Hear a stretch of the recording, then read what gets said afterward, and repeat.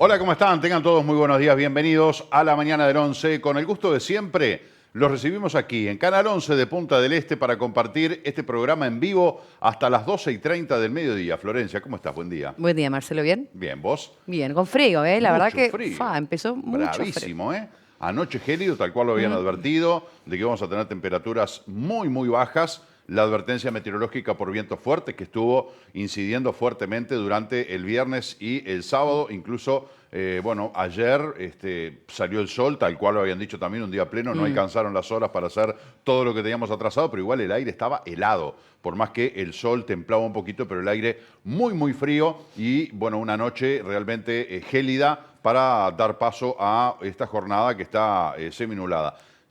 Casi 5 grados bajo cero la temperatura mínima que se registró en el departamento de Florida. Los campos blanqueaban, ¿no?, de esa helada agrometeorológica que se repitió en algunos otros puntos del país, pero bueno, esto es un presagio de lo que será el invierno. Sí, bueno, y también como se había previsto, el sábado no ayudó el clima tampoco a la peatonalización de Gorlero, ¿no? Porque hacía mucho frío, había un viento también muy fuerte, pero bueno, muy poco movimiento para la avenida Gorlero, esta prueba piloto, pero no quiere decir que no se pueda volver a realizar a un futuro, ¿no? Claro. Mientras el clima ayude, yo creo que todo puede cambiar. Exacto, eso es fundamental. Como cualquier actividad al aire libre en Punta del Este, si no te ayuda el clima, gran parte de la misma está comprometida. Incluso se acortó el horario, no se quedaron hasta las 5 de la tarde porque era inhóspito realmente. A nadie se le ocurriría ir a Punta del Este a gorlerear, a caminar, a pasear, a mirar alguna vidriera o eventualmente a comprar algo con ese día tan inhóspito. De última, si tenías que ir a comprar, capaz que te ibas al shopping, aprovechando que ya está abierto, porque ahí, bueno, por lo menos estaban más al abrigo. Pero, en definitiva, una experiencia piloto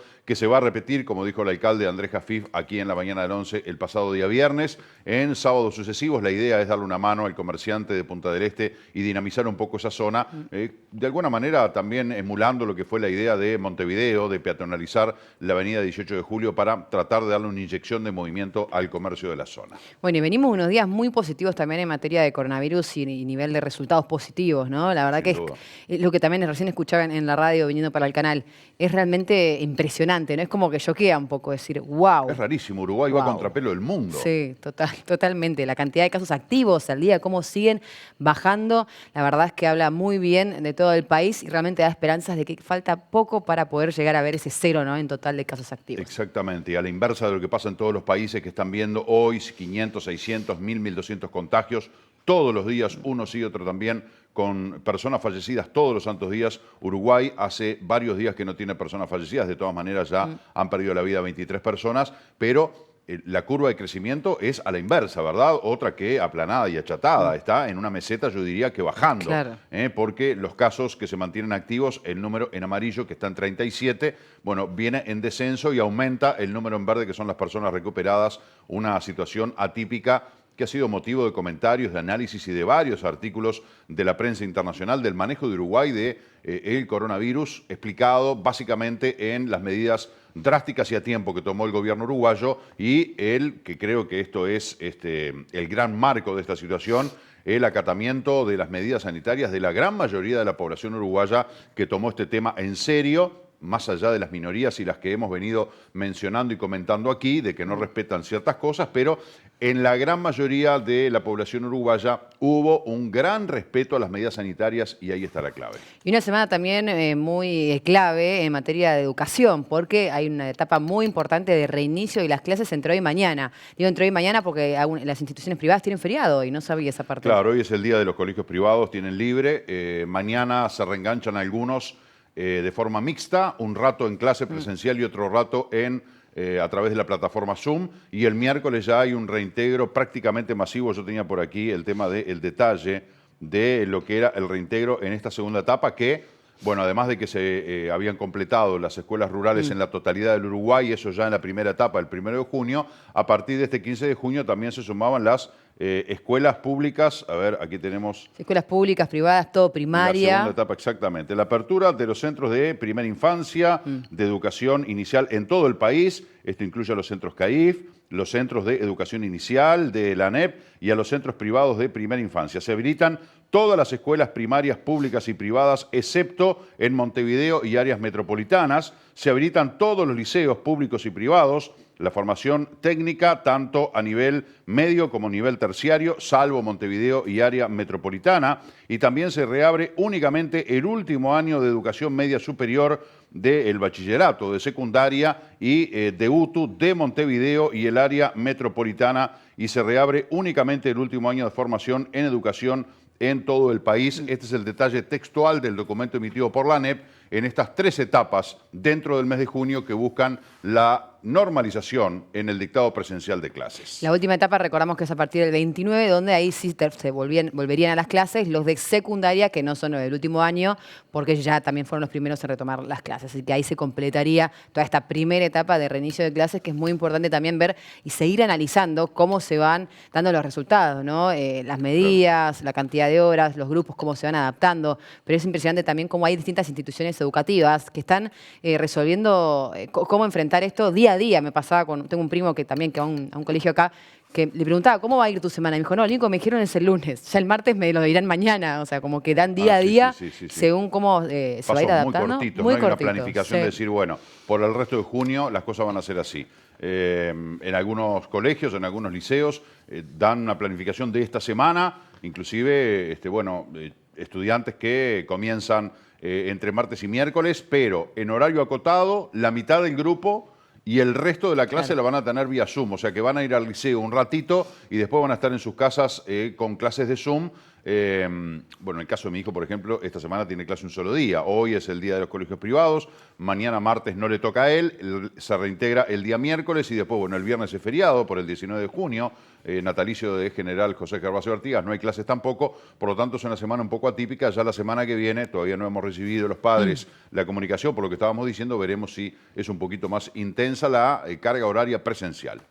Vamos a ver los resultados de coronavirus a esta hora. Exactamente. Este es el mapa del SINAE, el Sistema Nacional de Emergencias, que publica la realización de 403 test con 2 resultados positivos, un solo caso nuevo, lo que les decíamos de los números amarillo y verde, 37 las personas con la infección en curso, 788 las personas recuperadas de esta enfermedad, 23 personas fallecidas y hay 3 en cuidados intensivos, que bueno, había 5, después había 4 y ahora quedan solamente 3. Eso también es positivo, ¿no? Porque veíamos que estuvo muchos días sin mejoras estos casos en cuidados intensivos. Bueno, el personal de la salud sigue en la misma cifra, 110, hay 4 solo activos. Y bueno, y la cantidad de departamentos también sigue reduciendo, ¿no? Hay solo 4 con un caso positivo. Hablamos de Salto, Río Negro, Flores y Rocha, Colonia con 3, Canelones con 6, Montevideo 14 y Rivera 10. Impresionante cómo sigue bajando esto a nivel nacional. 8 departamentos a esta hora, según la última actualización que se realizó anoche, con casos activos de COVID-19.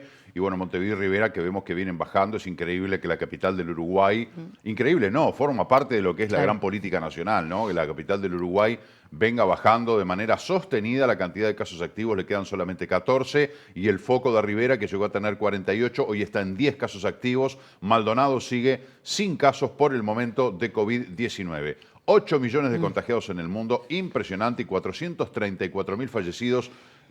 Además, las cifras, claro, se actualizan cada 24 horas, pero son decenas de miles los confirmados todos los días y también cientos o miles de muertos en el mundo por esta enfermedad. No, realmente preocupante lo que está ocurriendo en el mundo, bueno, principalmente en la región, ¿no? Latinoamérica está sufriendo mucho esta pandemia, también muy relacionada que aparte empieza el frío y los cuadros empiezan a complicarse. Brasil segundo en el mundo, ¿no? Está detrás de Estados Unidos, que tiene una cifra arrolladora, superando los 110.000 muertos. No, es acalambrante realmente. Y yo pienso, cuando estalló esto por marzo, Donald Trump, una de las cosas que dijo es como que estaban haciendo un circo y una laraca con esto, que era, le estaban dando una manija bárbara y dice, me están hablando de una enfermedad como que en Estados Unidos tuviéramos 60.000 muertos. En ese momento iban 1.000, menos de 1.000 fallecidos. Y Donald Trump minimizaba la situación, dice, no es tan trágico. Estamos hablando de una cifra mínima, ni que tuviéramos 60.000 muertos. Lo decía como una barbaridad si el COVID le hubiera reportado 60.000 muertos. Bueno, hoy tiene casi el doble. 110.000 personas han fallecido en Estados Unidos y de todas maneras, bueno, sigue allí una visión lucha, y una mirada un poco errática de cómo manejar esta situación que sigue teniendo a Estados Unidos primero en el mundo y segundo Brasil. O sea, la segunda bala más importante pica bien al lado, también con otro presidente como Jair Bolsonaro, que maneja de una manera muy particular esta pandemia. No la maneja directamente porque para él no existe. Y bueno, después tenemos los focos de Argentina, de Chile, que están allí también con una situación complicada. Sí. Bueno, y curvas también que no se logran aplanar, ¿no? Hablando de esto, de semanas muy importantes para ver cómo avanza el coronavirus en toda esta región, es si se logran aplanar la curva, porque sigue creciendo. Exactamente. Dicho esto, vamos a repasar los datos de Inumet para las próximas horas. Presenta Jardines del Alma, Cementerio Parque, servicio fúnebre y crematorio, atención personalizada las 24 horas. El Instituto Uruguayo de Meteorología prevé para hoy una máxima de 14 grados. La mínima fue de 6, con razón estaba tan fresco. Algo nuboso y nuboso, tarde-noche algo nuboso y nuboso con periodos de cubierto. Ya hay baja probabilidad de precipitaciones. Vuelven las lluvias. Martes 16, 11 de mínima, 19 máxima. Hay un ascenso de temperatura, aunque sea poquito. Cubierto, precipitaciones y probables tormentas por la mañana, cubierto a nuboso por la tarde-noche. Ya el miércoles 13 de mínima, 21 de máxima. Vuelve a aumentar la máxima, ¿no? Temperaturas muy agradables para miércoles. Nuboso y cubierto por la mañana y por la tarde-noche también. Dentro de todas las temperaturas, más allá de jornadas, todavía no se ha instalado el frío, ¿no? Sí. De que tengamos varios días sostenidos de bajas temperaturas, por suerte. Fíjate vos que máximas de 19 y 21 en la segunda quincena de junio es algo realmente... Por más que decía nubes de enero, se viene el veranillo de San Juan.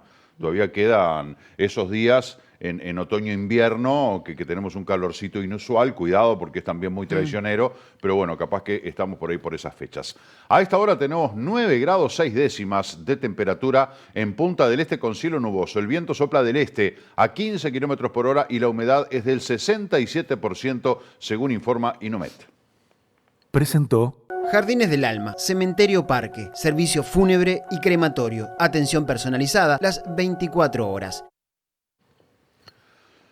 Hoy vamos a compartir con ustedes titulares de la prensa en sus portales de internet, por ejemplo, montevideo.com, que tiene allí la imagen de representantes del gobierno. Ya puede descargarse la app coronavirus.ui con las alertas de exposición del virus. Tras el acuerdo con Google y Apple, el gobierno presenta oficialmente hoy las alertas de exposición que permitirán saber si uno estuvo en contacto con un caso. Bueno, allí los creadores también, vemos sobre la derecha a Nicolás Jodal, que es el CEO de Genexus, que es la empresa que diseñó el software para lo que fue la primera aplicación de Coronavirus UI, que está disponible para aquellas personas que quieran saber o que sientan algún tipo de síntoma. Bueno, pueden llenar ese formulario y ahí tienen las indicaciones, además de quedar registrados. Pero esta app coronavirus.ui que tiene ahora el desarrollo de estas alertas de exposición del virus, que es realmente fabuloso, ¿no? También otro punto fuerte del Uruguay, que lo dijo en su momento Jodal, que se pudo desarrollar esta app gracias a la base sólida que tiene el Uruguay en materia de medios digitales, algo que fue dicho por el expresidente Vázquez, cuando decía, bueno, mientras nos critican de una cosa, podemos decir 5 que tenemos a favor. Una de ellas fue el sistema de salud, otra fue el sistema informático que permitió las plataformas como Ceibal y todo este desarrollo que indudablemente han tenido un fuerte crecimiento en estos aspectos durante los gobiernos del Frente Amplio. Otros titulares de Montevideo Portal: pérdidas totales, un incendio de una vivienda en Pinar Norte con pérdidas totales. Aún no está claro qué provocó el siniestro, aunque se presume que fue un cortocircuito, así señalaron desde la Dirección Nacional de Bomberos. Habla tu espejo. Decretaron zona roja a Santana de Libramento, pero autoridades no acatarán decreto. Las autoridades de la ciudad fronteriza aseguran que si se cierra el comercio, se debe hacer lo mismo con Rivera como medida espejo. Qué tema, ¿eh? Una pierna a nuevo. Fernando Muslera será operado el martes. Sufrió 2 fracturas y lesiones de rodilla. Pobre Muslera, ¿no? Flor de patadón que se liga ahí. Dicen fue involuntario, obviamente. Digo, si eso hubiera sido voluntario, el jugador tendría que ir procesado, ¿no? Pero bueno, fue en una jugada fortuita y una lesión potente, muy dolorosa de Fernando Muslera, el arquero de la selección uruguaya, que hoy está jugando en el Galatasaray de Turquía y que tiene para una larga recuperación, ¿no? Porque además las 2 fracturas de tibia y peroné, además de la lesión de rodilla, le van a llevar al uruguayo varias semanas de recuperación. Convivencia. Hay palabras y expresiones que son importantes a la hora de relacionarnos con los otros. Bueno, allí Tabaré Viera, que habla sobre Talvi, dice, todos sabemos que el ministro Talvi tiene un temperamento especial. Ernesto Talvi ha sido trend topic la semana pasada a raíz de su renuncia, pero no renuncia a la Cancillería. Me voy, pero no todavía, que bueno, eso también fue de alguna manera capitalizado por el Frente Amplio, alumbrando una inestabilidad o desavenencias o resquebrajamientos o grietas dentro de la coalición de gobierno, que ha sido básicamente lo que han dicho, como que bueno, quedamos todos en ascuas. El canciller está, pero no está. Está, pero se va. ¿Cuándo se va? Las conversaciones que ha iniciado Cancillería con los organismos internacionales, con otros países, etcétera, nos miran y dicen, bueno, seguimos hablando con Talvi. Ah, pero Talvi se va. ¿Cuándo se va? No lo saben. ¿Y quién viene? No saben.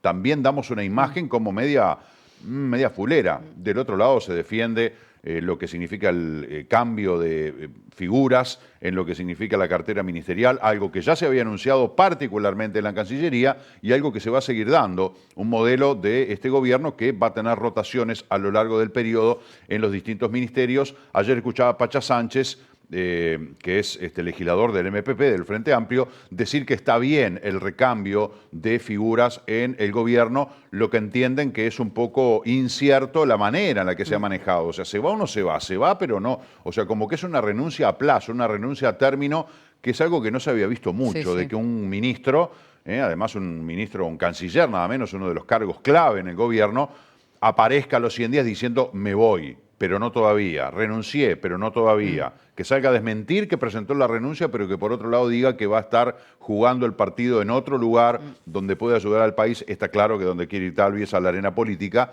porque bueno, en el Senado ha quedado un poco desbalanceado dentro de lo que es la coalición. Dentro del Partido Colorado, Talvi Sanguinetti, con una relación muy enfriada y distanciada, y por el otro lado el senador Manini Ríos, que de Cabildo Abierto desde el Senado está manejando la bocha política de otra manera. Talvi quiere ir ahí para reivindicar y fortalecer lo que es la supremacía del sector ciudadanos que él lidera dentro del Partido Colorado. Seguimos con más titulares de Montevideo Portal. Sigue en el consultorio, la directora del Hospital de Jung renuncia porque no hay médico que ocupe su puesto anterior. Qué locura, ¿no? Oídos Abiertos, Javier García comienza este lunes un diálogo multipartidario sobre políticas de defensa. Otra pandemia, 3 accidentes fatales en rutas nacionales dejan 5 fallecidos este fin de semana. Ahora, una opinión como lector, para mí es más importante la noticia de los accidentes que la noticia de a ver qué tenemos en la portada, en lo principal. Bueno, son todas notas importantes, sí, todas justo noticias en este importantes en este caso, pero estoy hablando 5 fallecidos, ¿no? 2 acá en Maldonado, en un accidente brutal que hubo el sábado en la mañana sobre el puente de la Ruta 39, llegando a la ciudad de San Carlos, 2 autos que se dieron de frente, una zona tremenda, había poca visibilidad.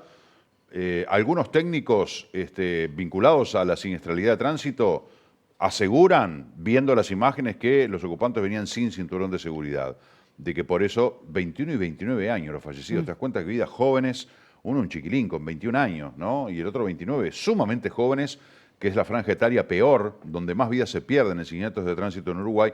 Y decía esto el técnico porque dice, yo los habitáculos los veo demasiado enteros, o sea, fue un choque frontal, que es el choque más destructivo que hay, pero los habitáculos están enteros. Evidentemente no fue por aplastamiento que ocurrió la muerte de estos jóvenes, seguramente venían sin cinturón y bueno, los impactos que recibieron una vez producida la colisión fueron letales. Pero en definitiva, una gran pandemia. En la UNACEB hablan de flagelo.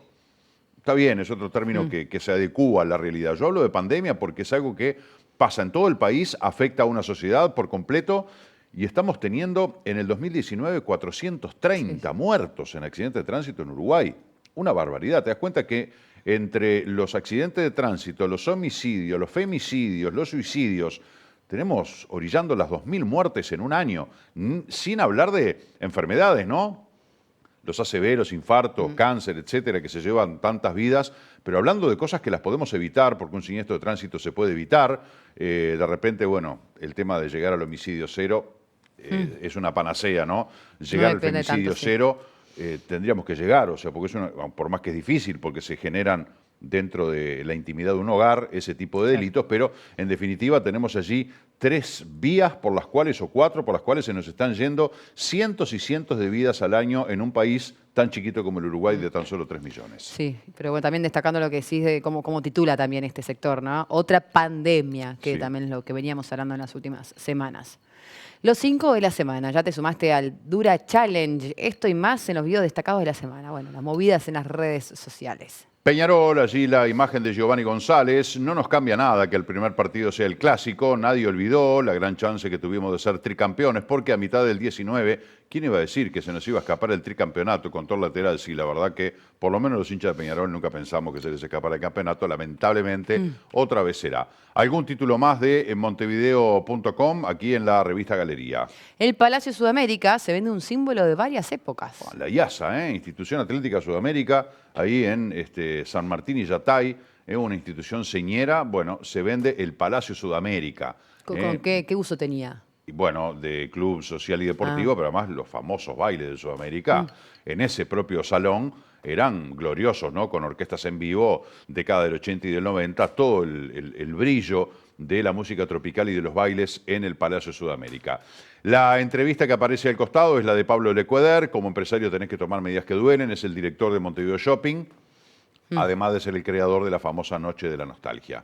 Mirador Cuarentena, uruguayos varados en su país natal y la ansiada vuelta al hogar en el exterior. Siguen llegando aviones con uruguayos varados en distintas partes del mundo en el marco de lo que es la operación Todos en Casa, que ha iniciado la Cancillería uruguaya, con el gran apoyo de otras representaciones diplomáticas de Uruguay en el mundo, de otras embajadas, de compañías aéreas que han permitido ya que, no sé, deben andar cerca de los 4.000 uruguayos que andaban varados por el mundo, hayan podido regresar, como dijo el canciller Ernesto Talvi, más tarde o más temprano, todos van a volver a casa, y así es, ¿no? Permanentemente estamos viendo un avión con 30, 50, 80, 100, 150 uruguayos que llegan de los países más diversos del mundo, inclusive países de América del Sur, países de las 3 Américas, de Europa, de África, de Asia, de lugares remotos que decíamos, ¿qué hace esta gente en Bangkok?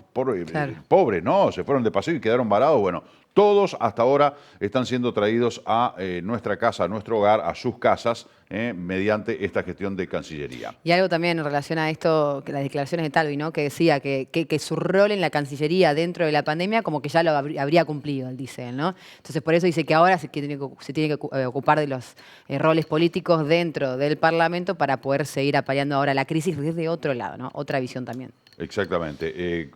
Un Talvi que es hoy el ministro que goza con mejor imagen a nivel pública. Internacional, tal cual. Exactamente. En Uruguay y en el mundo, por toda esta gestión, no solamente de los uruguayos que trajo, pero en el mundo, básicamente por la cantidad de extranjeros que estaban en Uruguay y que pudieron, merced a las gestiones de la Cancillería uruguaya, regresar a sus países de origen. Bueno, el caso más emblemático fue el de Greg Mortimer, con ese crucero de lujo que tenía a decenas de turistas y tripulantes de todas partes del mundo y que estaban frente a las costas uruguayas con COVID. Lo trajeron, bueno, recuerdan ustedes que les voy a decir del Greg Mortimer, que tanto tiempo estuvo en las noticias y todavía sigue estando. Bueno, el agradecimiento internacional por las gestiones de Uruguay han sido enormes.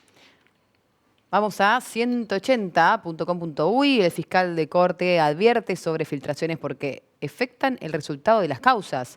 El fiscal de Corte, Jorge Díaz, cuestiona las filtraciones a la prensa después de que se hicieran públicas los detalles de amenazas a una fiscal. Sí, la fiscal Mónica Ferrero, que fue amenazada de muerte, ¿no? Esto vinculado a los delitos pesados, ¿no? Delitos de narcotráfico, bandas muy grosas. Y que, bueno, el fiscal de Corte considera de que es inconveniente que se filtren datos a la prensa de investigaciones o de características de las amenazas, en fin, porque, bueno, me parece que es evidente en esto, como ciudadanos debemos coincidir con el fiscal de Corte, de que es inconveniente dar demasiados datos. Yo entiendo la avidez de la prensa, de repente por brindar información o por dar una primicia, pero de repente eso puede tener consecuencias negativas sobre la causa en sí, que perjudica a los involucrados, pero en general, porque terminamos siendo débiles frente al delito por datos que se filtran. Recuerden que la información es una herramienta muy poderosa, muy potente. Los datos que se manejen por parte de, en este caso, las bandas delictivas,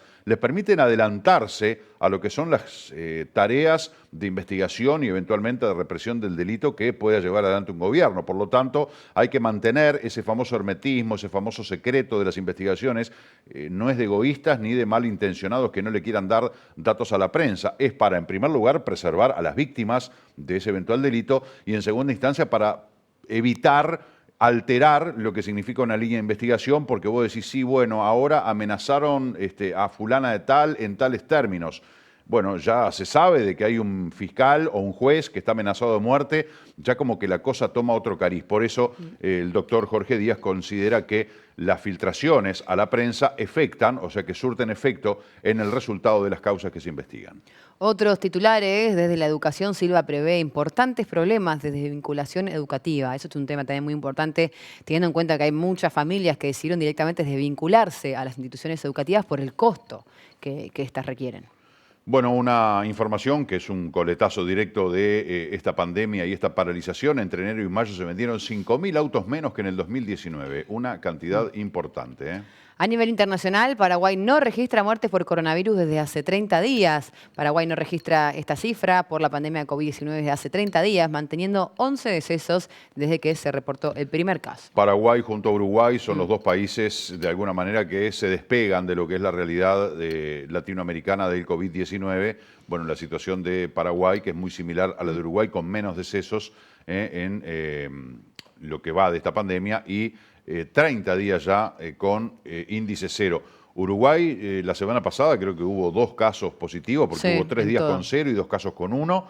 Bueno, vamos a ver. Uno ayer. Sí, vamos a ver y seguramente, Dios mediante y con nuestra conducta también, entre esta semana y la que viene, si todo sigue así, llegaríamos a 0 casos activos. Es decir, que no habría circulación del virus en Uruguay. Eso es oro en polvo, ¿no?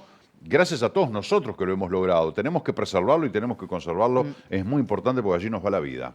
Total. Bueno, y además, teniendo en cuenta que hay 3 personas en cuidados intensivos, que sí, también, si se mejoran, habla de que no habría víctimas fatales en los próximos. Sí, eso también es un dato importante. Las fronteras europeas se reabren en forma escalonada y, según los países, después de 3 meses de aislamiento dentro de sus fronteras nacionales, los europeos tienen desde el lunes la posibilidad de viajar más fácilmente. Gobierno baja exigencias para la residencia fiscal, eso ya lo hemos visto la semana pasada. El gobierno publicó un decreto que baja las exigencias económicas a los extranjeros que quieran tener inversiones y residencia. Bueno, esto era de algo así como $1.700.000 para quienes quisieran vivir acá. Ahora se bajó a tener una propiedad de $300.000 y lo mismo se bajaron las exigencias de 5 millones y pico de dólares para invertir en Uruguay a una cifra muy, muy inferior, con la finalidad de que haya extranjeros que se instalen aquí, que inviertan, que bueno, que vengan a radicarse con sus familias. Por lo tanto, eso va a generar una dinámica en la economía, algo que ya había dicho el presidente de la calle Pou, pero ahora en los hechos, con la baja de las exigencias, se busca atraer más gente que venga a vivir a Uruguay. Bueno, y ni que hablar con la situación que vive el país en relación al coronavirus, claro, ¿no? Claro. La cantidad de gente que está afuera con muchas ganas de venirse para acá. Claro, les encanta Uruguay y bueno, la verdad que ofrecemos algo bastante más agradable, ¿no? Una situación más controlada de lo que ocurre, por ejemplo, en Argentina. Y hablando de Argentina, vamos a repasar lo que dice el diario Clarín. El avance de la pandemia, los casos positivos del Gran Buenos Aires crecen en junio un 34% más rápido que en la ciudad. El dato explica la preocupación de Alberto Fernández y Kicillof, mientras Rodríguez Larreta observa un escenario más estable.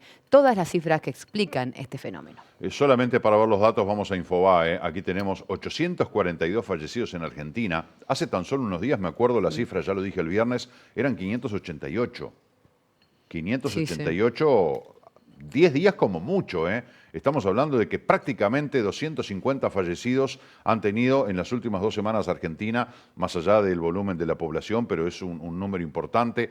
Fíjate que tiene 31.000 contagiados y han recuperado 10.000. No llegan al 30% recuperados.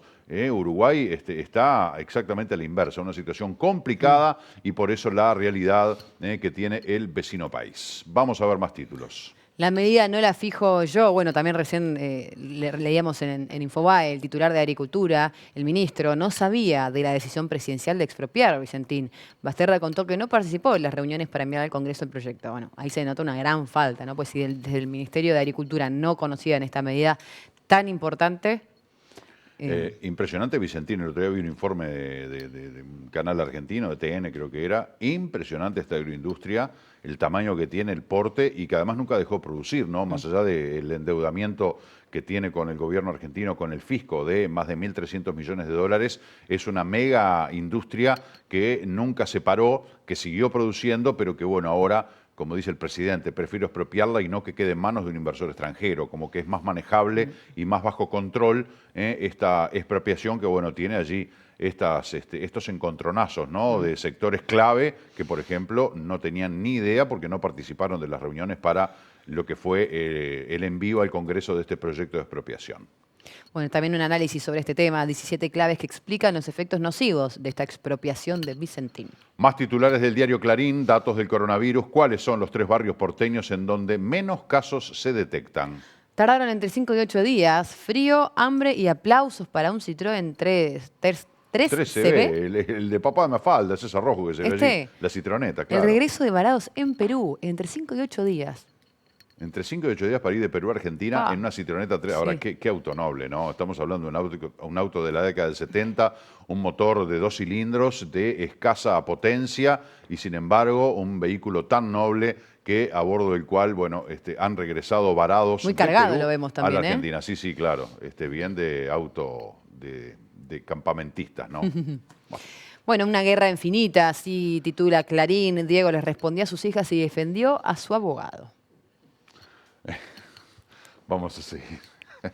No, nos reímos porque este fin de semana volvió a tener repercusión aquel editorial que yo hice en el año 2017, hablando de Maradona, cuando él en un vivo de Instagram defenestró Uruguay, dijo que éramos unos muertos, y la verdad me saltó la chaveta, ¿no? Y sigue circulando, ahora volvió otra vez, como que resurgió aquel editorial que es de octubre del 17, cuando, bueno, yo le dije algunas cosas a este hombre, porque bueno, me saltó el patriotismo y la verdad me sentí ofendido, ¿no? Y además me molesta la gente malagradecida, la que no reconoce que aquellos que en el pasado le dieron una mano, le dieron una oportunidad de trabajo, de vida, de lo que sea, hay que ser humilde y reconocer siempre que uno de repente llega a donde llega gracias a su talento, su esfuerzo, ni qué hablar, pero a que también hubo gente que te dio una oportunidad, que te dio posibilidades, que te hizo un lugar, que dejó que mostraras lo tuyo, o que simplemente te tendió una mano para darte un plato de comida, para salvarte la vida, como ocurrió con el caso del ex astro argentino, que, bueno, en una sobredosis brutal de cocaína estuvo al borde de la muerte, dicho por el médico que lo atendió, ¿no?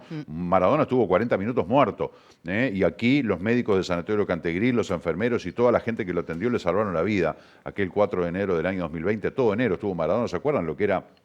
El Sanatorio Cantegril además era la época en que en verano los medios argentinos se venían a instalar. Acá estaban todos instalados, estaban todos con los uplink, con los móviles satelitales. Entonces cualquier hecho de características destacadas se sabía un despliegue de los medios argentinos brutal. Imaginen, Diego Armando Maradona en verano en Punta del Este, sobredosis de cocaína al borde de la muerte. Era la noticia mundial, sin lugar a dudas, y se generaba aquí, a 3 cuadras del canal. A raíz de los dichos de este hombre fue mi respuesta, algo que bueno, ya quedó, ya dije lo que pensaba. Ahora cuando vemos a Maradona, justo como estamos hablando recién del tema, justo veo a Maradona acá y valió la pena. Le respondió a sus hijas y defendió a su abogado, ¿no? Él es a capa y espada, Matías Morla, es su gran defendido y su defensor. Y bueno, y a las hijas con las que no tiene una buena relación, sobre todo con Dalma y con Giannina, ¿no? Las mayores. Sí, las 2 primeras hijas de su matrimonio con Claudia Villafañe, que pobres chiquilinas, la verdad que han tenido que soportar un montón de cosas a lo largo de su vida por ser hijas de quienes son hijas, ¿no? Sí, totalmente. Otro tema, ajuste en el gasto social, suspensión de fórmula y suba por decreto en Argentina. ¿Cuánto pierden los jubilados este mes? Un cuadro que grafica el achatamiento de la pirámide y la pérdida del poder adquisitivo. Canje de deuda. Expertos alertan sobre una maniobra abusiva con las cláusulas que fijan mayoría. Plantean que deberán ser revisadas tras la reestructuración y prevén reclamos legales. En Twitter, la chicana con error de Kicillof tras un informe televisivo sobre el coronavirus. PPT, Periodismo para Todos, que es el programa que conduce Jorge Lanata, en el editorial vinculado a Vicentín, habló de los runners y el irónico quédate en tu casa, Alberto. Bueno, muy interesante, me gustaría verlo. Jorge Lanata, un periodista sumamente polémico. Estuvo en Uruguay y lo rajaron porque vino a hacer programas periodísticos acá a Uruguay. Bueno, clavó el cuchillo en lugares dolorosos, incómodos, y le dijeron, Jorge, gracias por los servicios, pero acá el programa se levanta y se tuvo que ir. Hace poco le hacían una entrevista en un medio argentino y él hablaba del capítulo Uruguay, de las intenciones que tuvo y con lo que se encontró, que cuando vino a hacer periodismo acá se encontró con que, acá, digo, no toques ciertas cosas porque evidentemente no te van a dejar hablar. Y bueno, cuando preparó un informe lapidario en contra de intereses económicos privados, bueno, allí tuvo algunas dificultades, finalmente le levantaron el programa, pero en Argentina sigue, ¿no? Con La Nata Sin Filtro, con Periodismo para Todos, un periodismo de investigación sumamente profundo que ha además destapado tarros de todos los colores en Argentina, ¿no? Sí, que ha generado también obviamente muchas polémicas, muchos seguidores, porque hay, bueno, siempre muy crítico con el gobierno de los Kirchner. Es el precursor de la ruta del dinero acá, ¿no? Claro, total. De los cuadernos de las coimas, la ruta del dinero acá. Investigaciones muy profundas. Exactamente. Bueno, en este caso hablando de varias cosas de Vicentín, que es la expropiación de esta agroindustrial gigante que está en Argentina. Los runners, que alguien les gritó estúpidos el otro día, ¿no? Lo leíamos en un titular. Sí, ¿te acordás? verdad. Que leíamos, creo que un médico dentro del... Ahí está, pero dentro del gobierno, sí, creo, sí, dentro ¿no? del gobierno le dijo era. runners estúpidos, que después tuvo que salir a pedir disculpas, como pasa siempre. Y el irónico, quédate en tu casa, Alberto. Bueno, ya el stay home, bueno, en fin, con todas las excepciones que tiene Argentina, no sé hasta dónde tiene validez. Pero en definitiva, este artículo en el diario Clarín que habla del señor Jorge Lanata. Otros titulares ahora del diario La Nación. El kirchnerismo rompe los límites, los acuerdos y las promesas. En el Senado, el territorio donde ejerce su poder formal, Cristina Kirchner, hubo una muestra de la concepción del poder que tiene la vicepresidenta y su plena vigencia. Muy poderosa, Cristina Fernández, la vicepresidente de la Argentina, que además encabeza el Senado. Lo mismo que ocurre aquí con la escribana Beatriz Argimón, que es la vicepresidenta de la República y es la presidenta del Senado. Bueno, Cristina Fernández tiene un poderío en la Cámara Alta del Congreso argentino impresionante. Hay un manejo que se ha denunciado, no solamente el manejo de la justicia para tratar de volver a enterrar todas las causas judiciales en su contra, para tratar de dejar sin efecto, de dormirlas, de archivarlas, para liberar a algunas personas que han sido procesadas por la justicia por hechos vinculados a la corrupción. Bueno, la señora Cristina Fernández, que sigue teniendo un poder político muy intenso y que está logrando cosas que a muchos los dejan boquiabiertos y dicen, no podemos creer hasta dónde está llegando esta mujer. Vemos ahí unas imágenes muy interesantes, ¿no? Que muestran modelos y protocolos, así viajaremos en avión en la nueva normalidad. Sí, ¿no? yo Una había puesto mampara. acá este artículo, sí. Va a Eso ser reduce, superanormal, obviamente, no te van a dar para leer, no te van a dar mantas, no te van a dar nada para tomar ni para comer, salvo que hagas un vuelo larguísimo. No vas a poder andar circulando durante el avión. Bueno, no se puede hacer fila en los baños, no tenés que estar siempre, todo el viaje, usando tapaboca, tanto los pasajeros como la tripulación. Eso arriba del avión, ¿no? Lo que son los trámites del check-in también se han modificado muchísimo. Esta es la nueva realidad. Bueno, también entradas a los aviones siempre por la manga. Claro, para evitar los colectivos. No va a haber ida en colectivo hasta la escalinata del avión y después bajarte del bondi y subir a la escalera, sino que directamente desde el edificio del aeropuerto vas a subir al avión a través de esta manga. Bueno, aquí está el artículo, yo estuve bichándolo, es muy extenso, ¿no? Y se detallan todas las características, ¿ves? Mirá los asientos invertidos. Así lo van a hacer yo pensé que perdían. No, un claro, lugar. justamente, y le buscan la vuelta, porque Claro, si no, sí. se van a transformar en deficitarias todas las compañías aéreas, y de una capacidad o un aforo de 300 pasajeros tienen que viajar con 150, evidentemente no dan los números. La forma que encontraron fue esta manera de que vayan alternando las filas uno y uno para que vayan 3 pasajeros en esa línea, pero que no tengan contacto entre sí. Lo mismo los paneles de protección detrás y entre los asientos de la clase turista, ¿no? Porque aquí lo vemos en la clase primera clase, ¿no? Carga que usualmente viaja en la bodega. Eso permitirá aprovechar de otra forma el espacio en el avión y eventualmente separar a los pasajeros. Bueno, aquí ven ustedes, sí, aquí tenemos claro. No, pero capaz que depende del avión. Claro, las depende, opciones, depende ¿no? de la empresa. Según Claro. la empresa. El escudo transparente y el asiento invertido. Después tenés los pasajeros y la carga. Fíjate vos. Claro, en vez de poner carga en bodega, van a poner aquí alternando una fila de pasajeros y una fila de carga. Y aquí el plan BAI, adosar paneles de protección detrás y entre los asientos de clase turista, la estructura se ajusta al asiento central vacío. Claro, ahí es que se pierde un lugar. Ahí se pierde, bueno, en definitiva, soporte lateral para reposar la cabeza. Bueno, la nueva realidad para viajar en avión, este es un artículo que está publicado hoy en el diario La Nación, que ustedes lo pueden leer. Vean ustedes, aquí están todos los detalles de las características de en qué condiciones se va a viajar ahora en avión. Aquí está el título clarísimo. Cambio de hábitos, así viajaremos en avión en la nueva normalidad. Cambia, todo cambia, decía Mercedes Sosa, ¿no?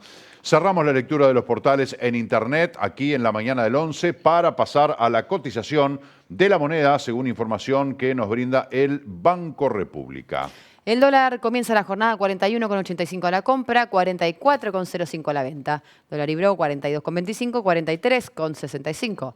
El euro 45,93, 50,97 compra y venta respectivamente. Peso argentino 0,18, 0,64 y el real 7,41, 9,41 respectivamente ambas monedas. La unidad indexada comienza la jornada a 4,645 si redondeamos. Aquí entra un mensaje que lo estoy viendo así en una especie de preview, no abrí todavía. Hola, buen día, de Maradona, ¿qué se puede esperar? Nada, es un creído, no sirve para nada. Besos para usted y la señorita. Me encantó ese saludo. Muchas gracias a la persona que un nos saludo manda para todos. este mensaje. Hacemos la pausa, vamos a estar hablando más adelante con el presidente de Abu Dhabi, que es la Asociación Uruguaya de Agencias de Viaje. Han pedido la declaratoria de la emergencia turística al presidente de la República. Bueno, las agencias están todas cerradas, no están trabajando. El 98% de los trabajadores de agencias de viaje están en seguro de paro. Una situación desastrosa, ¿no? ¿Cómo levantar? Porque además, con el panorama que hay turístico, las agencias de viaje no tienen nada que ver si se reactiva la construcción, que se vuelvan las clases, que hayan abierto los shopping. No los toca para nada. Ellos necesitan que se abran las fronteras. Y las fronteras por ahora están lejos de abrirse con el panorama que hay, porque además se da un contraste enorme, ¿no? Tenemos una Argentina y un Brasil que están con la situación muy complicada y Uruguay que la viene piloteando bien. O sea, ahí el tema de las perillas y habilitar un poquito la perilla de la economía, que está pegada a la de la salud, pero vos te vas a arriesgar a hipotecar la realidad que tenemos en Uruguay en función de la apertura de las fronteras y arriesgar a que, bueno, se filtre la enfermedad tal cual está planteada en Argentina y Brasil. Bueno, de todo esto estaremos hablando con el presidente de Abu Dhabi.